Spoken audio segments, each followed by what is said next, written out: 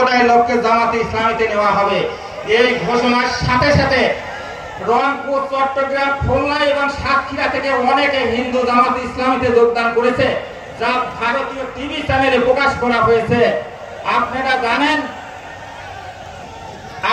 জানেন পত্রিকায় দেখেছেন রংপুর কারমাইকেল কলেজের ছাত্রলীগের সভাপতি মন্দির ভাঙতে গিয়ে হাতে নাতে ধরা পড়ার পরে শেখ হাসিনা বলেছিলেন এরা জামাতে ইসলাম করেছে।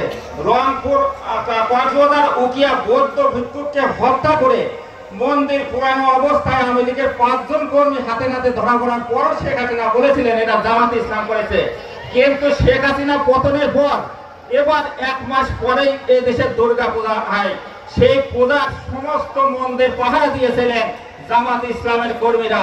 কোথাও কোনো মন্দির ভাঙচুর বা কোনো প্রতিমা ভাঙচুর হয় নাই। এমনকি হিন্দুরা দলে দলে মন্দিরে বিভিন্ন চলাফেরা করতে পেরেছেন, কোথাও কোনো অসুবিধা হয় নাই।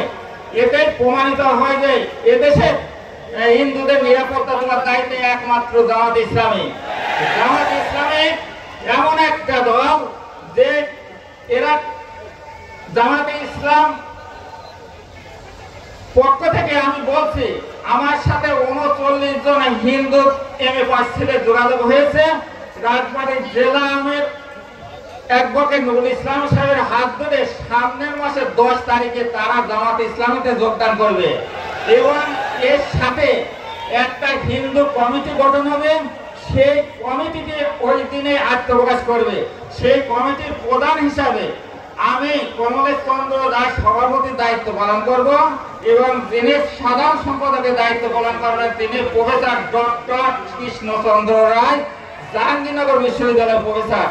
এই কমিটিতে 2 জন ব্যারিস্টারও আছেন। জামাতে ইসলাম যারা করেন তারা সত্যিকারে সৎ চরিত্রের অধিকারী, তারা কোনো অন্যায় কাজ করেন না, অন্যায়কে প্রশ্রয় দেন না। তাই আমি আকৃষ্ট হয়ে জামাতে ইসলামীতে যোগদান করেছি।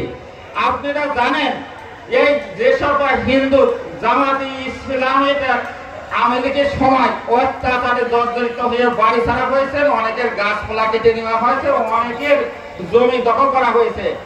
এমন অবস্থায় আপনারা জামাতে ইসলামের পতাকা তলে আসেন, আপনাদের গাছ কাটার টাকা আদায় এবং জমি দখল আমরা ফিরে দিচ্ছি। অনেক হিন্দু ছেলেপেলে উচ্চতর ডিগ্রি নিয়ে বসে আছেন, চাকরি পান নাই।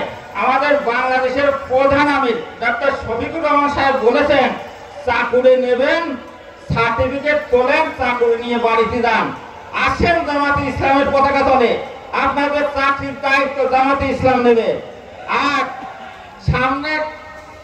সামনে একটি নির্বাচন, সেটা হচ্ছে সংসদ নির্বাচন। সংসদ নির্বাচনে আওয়ামী লীগ যারা করেন তারা কিরিয়ে করিয়ে আছেন বিএনপির ভোট দেবেন না, তারা জামাতে ইসলামের ভোট দেবেন এই সত্ত্বে যাতে বিএনপি ফেল করে। আর বিএনপিতে যারা আছেন বিএনপির অসংখ্য গ্রুপ, এক গ্রুপ যদি নমিনেশন পায় বিদ্রোহী গ্রুপ জামাতে ইসলামের পক্ষে কাজ করবে। আর জামাতে ইসলামের যারা সমর্থনকারী আছেন তারা তো যারা আছেন তাদের ভোট পেলে জামাত ইসলামের গোটা বাংলাদেশে সংখ্যাগরিষ্ঠতা অর্জন করবে। যে সংখ্যাগরিষ্ঠতায় জামাতে ইসলাম সরকার গঠন করবে।